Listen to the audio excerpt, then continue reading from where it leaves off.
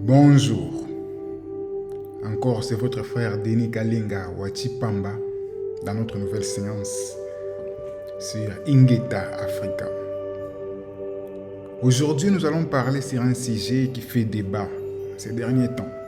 La différence entre le panafricanisme et le kémitisme, ou la différence entre les panafricanistes et les kémites, ou les kamites. Je vais commencer par le kémitisme, ou les kémites ou les kamites.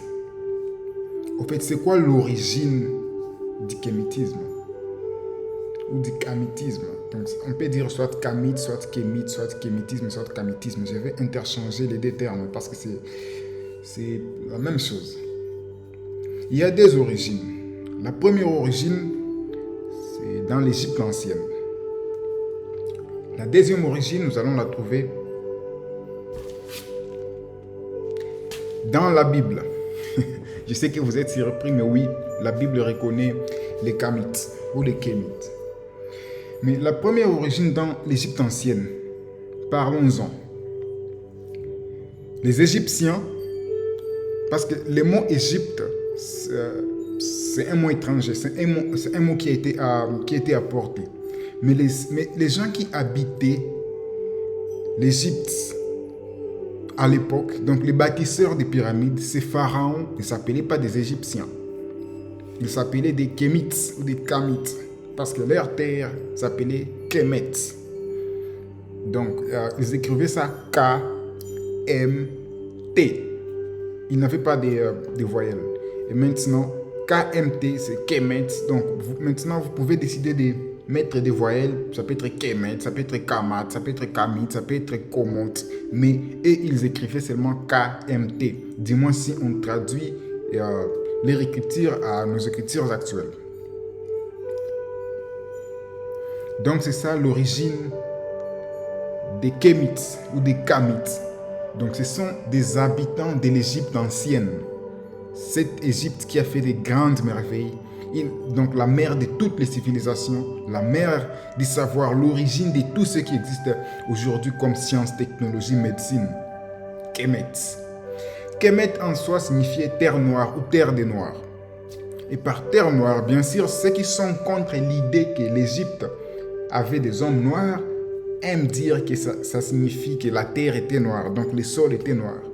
Mais ça, c'est tellement ridicule. C'est comme si, par exemple, donc, ils veulent refuser le fait de dire que ce sont les Noirs qui ont construit cette grande civilisation. Parce que tout le monde ne veut pas attribuer à l'Africain ou à la race noire la gloire. On veut seulement donner à la race noire tout ce qui est médiocre.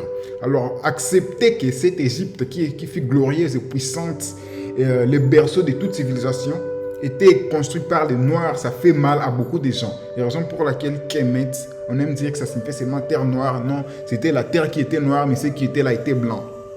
Or, c'est faux. Nous connaissons déjà à partir de l'histoire, à partir de quel moment les Arabes sont venus en Afrique du Nord. Et c'est là maintenant qu'il y a eu l'invasion arabe. Les Égyptiens de l'époque sont descendus en Afrique subsaharienne.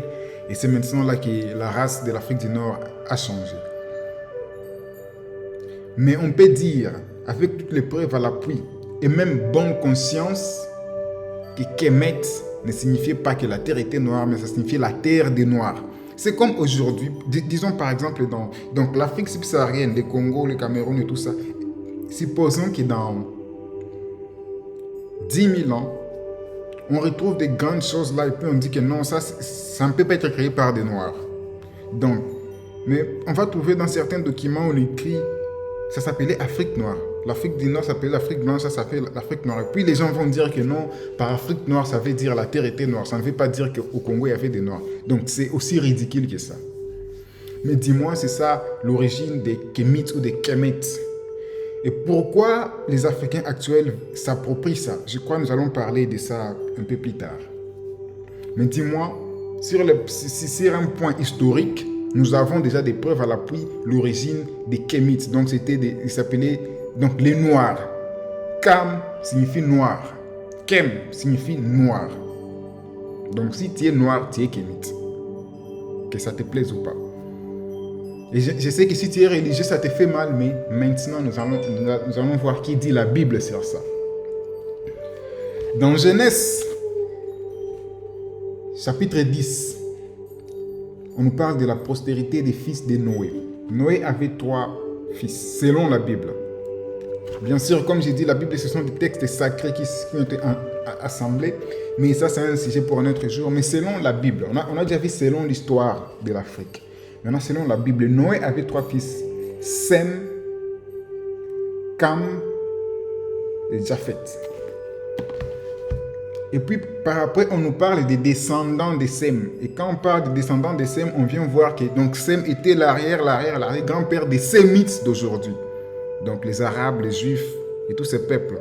Raison pour laquelle on les appelle des Sémites. Parce que selon même la Bible dans laquelle vous croyez, ils sont des descendants de Sem. Maintenant, Cam, qui fut le père de Canaan, Canaan qui furent les pères de Saba, et vous savez déjà là on se dirige vers Saba en Éthiopie.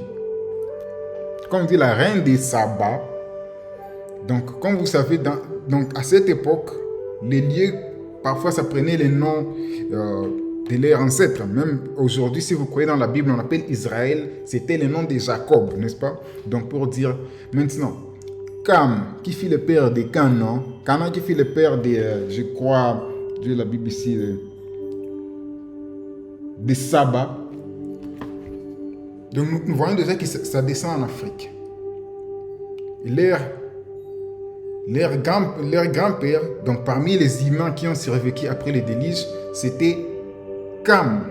Tout comme les grands-pères des Arabes et des Juifs, c'était Sem. Raison pour laquelle les Arabes et les Juifs s'appellent des Sémites et les Africains sont des Kamites, les descendants des Cam. Donc vous voyez que même l'histoire et la Bible, et c'est même dans le Coran, sont tous d'accord que les Africains sont des Kamites ou des Kémites.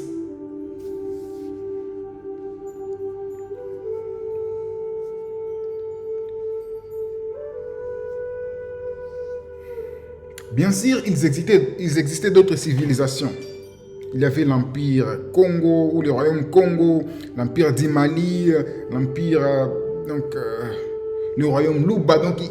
Donc l'Afrique a connu des grandes civilisations et des grands royaumes. Mais pourquoi aujourd'hui les Africains veulent toujours s'approprier la civilisation égyptienne? Eh bien, la raison est simple. C'est parce que c'était la plus grande des civilisations. Et ça, ce n'est pas seulement les Africains qui font ça. Même les Européens, malgré toute leur gloire, ils s'approprient toujours la grande civilisation de l'Europe, que l'Europe ait jamais connue, la civilisation grecque. Raison pour laquelle aujourd'hui vous demandez qui sont les plus grands savants occidentaux. On va vous parler d'Aristote, Pythagore, Socrate, Thalès, et tous sont des Grecs. Vous voyez? Parce que c'était ça vraiment le fondement, donc la plus grande civilisation. Il n'y a jamais de civilisation européenne plus grande que la civilisation grecque. Pas même l'Empire romain. Mais les mêmes Grecs là, ils ont écrit, et il y a des preuves jusqu'à présent qu'ils ont appris tout ça de la terre, là où il y avait les grands savoirs, Kémètes. Et eux-mêmes disent que les gens de Kémètes ont la peau noire et les cheveux crépus. Donc là, on parle de l'Afrique.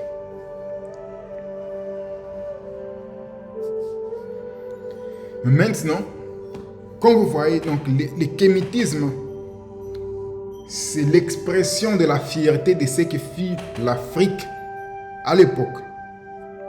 Et c'est sur base de cette fierté qu'il y aura même la conscience que nous pouvons accomplir de plus grandes choses.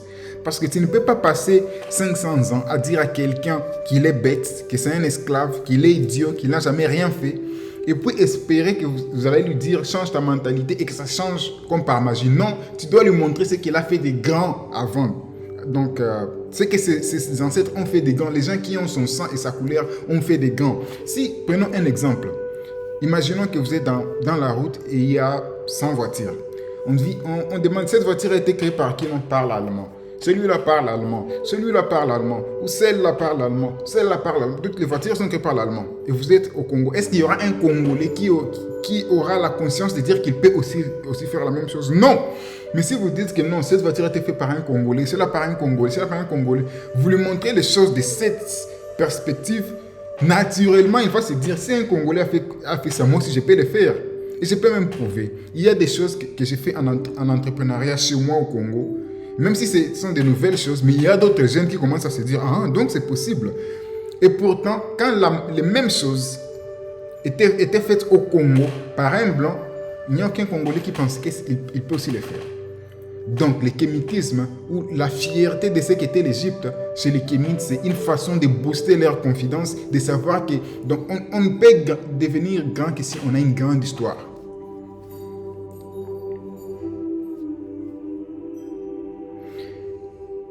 Pour finir sur le point des kémites, les kémites sont concentrés sur l'aspect spirituel, sur l'aspect traditionnel ou sur l'aspect de la cosmogénie. La raison pour laquelle, quand on parle des kémites, on voit directement quelqu'un qui s'oppose à la religion chrétienne ou quelqu'un qui s'oppose à la religion musulmane, quelqu'un qui s'oppose à la religion importée. Parce que c'est donc actuellement, le kémitisme se base sur ça. Maintenant, c'est quoi la différence avec le panafricanisme? Je m'appelle toujours panafricaniste, mais c'est quoi? Pourquoi je ne m'appelle pas kémite? C'est pas ça ne veut pas dire que je ne reconnais pas les kémites, ça ne veut pas dire que je rejette les kémites ou le kémitisme. Non, c'est juste que le panafricanisme est beaucoup plus large. Le panafricanisme ne se concentre pas seulement sur l'aspect religion, sur l'aspect spirituel. C'est le fondement, oui.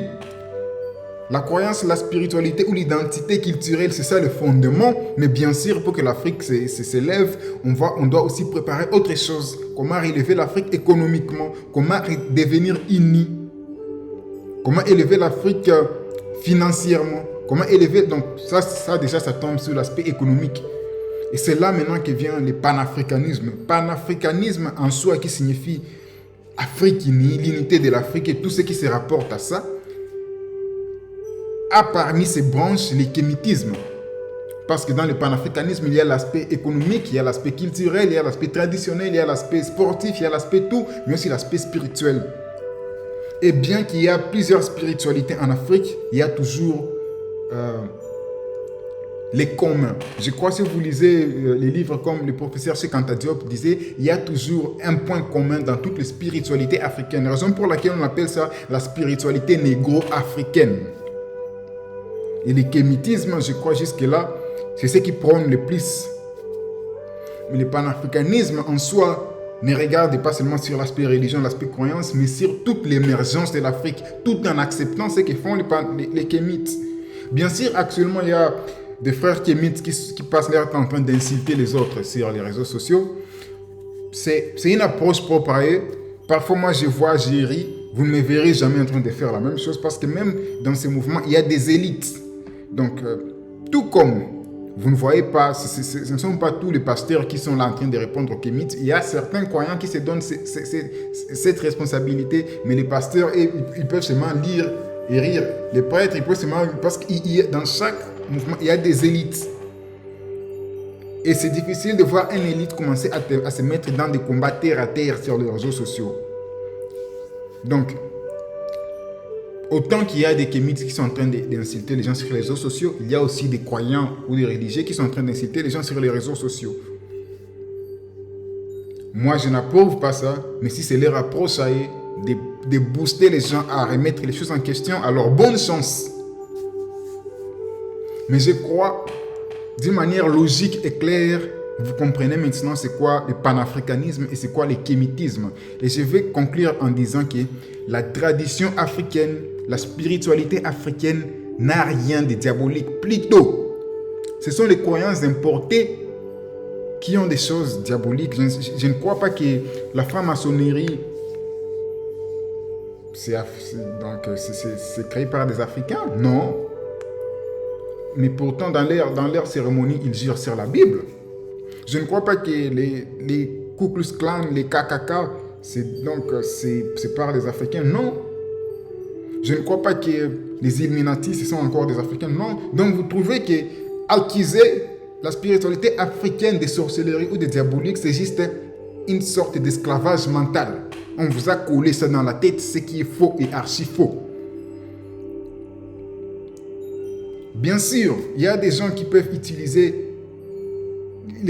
peuvent utiliser des pouvoirs pour faire du mal aux autres, tout comme ça existe partout au monde. Mais la spiritualité africaine pure prône, premièrement, le respect, l'harmonie avec la nature, l'honneur aux gens qui nous ont précédés dans l'au-delà, donc nos parents, nos arrière-grands-parents ou nos ancêtres, mais aussi l'amour du prochain, l'accueil, la collaboration. Raison pour laquelle, nous en tant qu'Africains, Dieu nous a créés avec un esprit ouvert, accueillir les gens, aimer les gens, partager, ne pas être égoïste, ne pas se baser sur soi-même. C'est ça, au fait, la tradition africaine. Nous avons nos rituels sacrés, nous avons nos prières, comment nous prions, nous appelons Dieu dans nos langues, Nzambe, Imana, Nzakomba, Abeka. Et nous les connaissons. Il n'y a personne qui nous a appris Dieu. Il y a juste des gens qui nous ont forcés de comprendre Dieu à leur façon. Et nous avons été assez naïfs pour accepter, mais maintenant tout ça est en train de changer. Parce que nous sommes maintenant à l'ère du Verseau. Ça, c'est un sujet que je vais expliquer prochainement. L'ère du Verseau, c'est l'ère des énergies élevées. Ce n'est plus l'ère là où les gens croient seulement bêtement. Une ère est terminée, l'ère du Poisson. Nous sommes à l'ère du Verseau, l'ère de l'éveil des consciences, l'éveil spirituel. Et c'est ce qui est en train de se passer en Afrique. Il y a des gens qui sont en train de dire non, c'est signe de la bête, Antichrist est en train de venir. Au fait, ce sont des choses qu'on vous a collées dans la tête que vous-même vous ne comprenez pas. Vous pensez que maintenant là en Chine, il y a quelqu'un qui est en train de se dire que non, c'est l'Antichrist, donc c'est le temps de la fin parce qu'en Afrique, les Africains sont en train de s'éveiller. Non, ils s'en foutent parce que personne n'a collé ça dans la tête. Ou même si on a collé ça dans la tête, il s'est lavé ça. Mais il n'y a que les Africains qui ont été lavés les cerveaux, qui sont en train d'avoir peur que l'éveil des Africains signifie que le monde va finir. Si le monde va finir, pourquoi ça vous fait peur? Pendant que vous croyez que vous allez aller au paradis. Donc les gens qui vous ont collé le paradis en tête, en même temps, ce sont les mêmes personnes qui refusent que vous puissiez venir chez eux. Donc il faut compléter pour le visa, mais entrer c'est facile. Mais quand vous êtes toujours convaincu, il faut que l'Africain se réveille, que l'Africain ait la conscience de la divinité qu'il a en lui. Et dans tout ce temps, tu as perdu ton temps en train d'étouffer la divinité en toi, en train de te rendre une chèvre pendant qu'il tient un lion. Ou tient un lion qu'on a placé dans les marécages qui ne sait plus. Donc, du coup, ta force de lion n'existe plus. Africains, réveillons-nous. Que Dieu libère son peuple. Ingeta.